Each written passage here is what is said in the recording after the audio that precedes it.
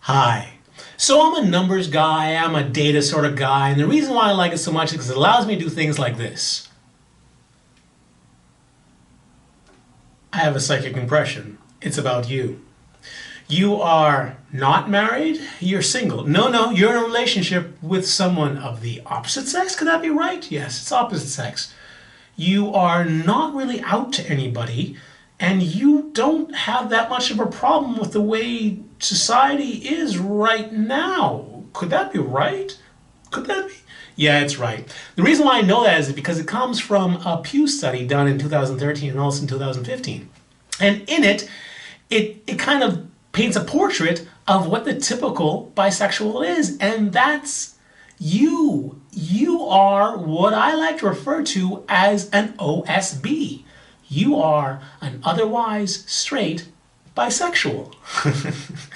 and and what this actually say is that 84% of the time, bisexuals are in a relationship with someone of the opposite sex, as opposed to 9% of the time when they're in a relationship with someone of the same sex. Isn't that interesting? Because many people kind of hold up as a criteria for bisexuality that you are in a relationship an equal amount of times with men and women, and also you have equal amount of feelings on one side as opposed to the other, whereas the statistics show that that's not the case. There's actually a preference there, and that you can kind of deduct from that 9 times out of 10 a person is in a relationship with someone of the opposite sex.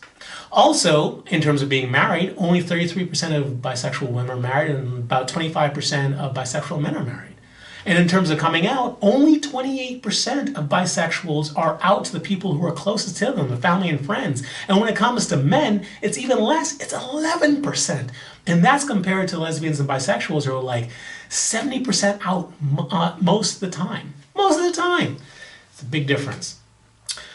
Here's the good news about being a statistic. Not a statistic, no. About being the face of bisexuality. Yeah, that's much more positive. The thing is this, although you might not be out, the statistics talk about what your experiences might be if you were out.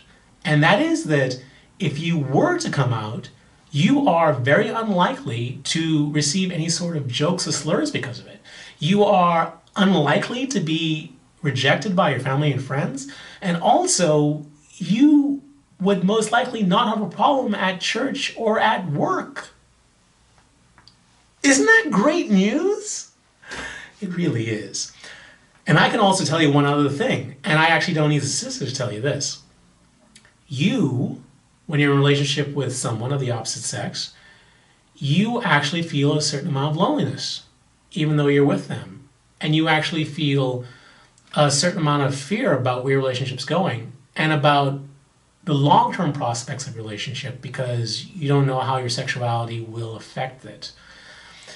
And I don't need to be psychic to know that, simply because that's the way the vast majority of bisexuals feel. When you're closeted and when you are dating someone of the opposite sex and they don't know it, this is the stuff that goes through your mind.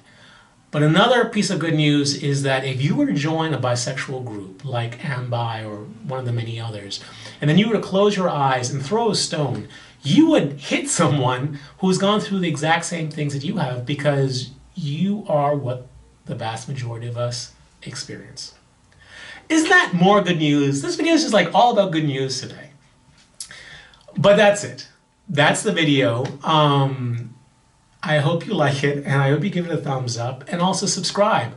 I do videos on the bisexual topic quite frequently, and I'm hoping you enjoy them. Until then, until the next video, I want you to stay cooler, my bisexual friends. Stay cooler. Bye.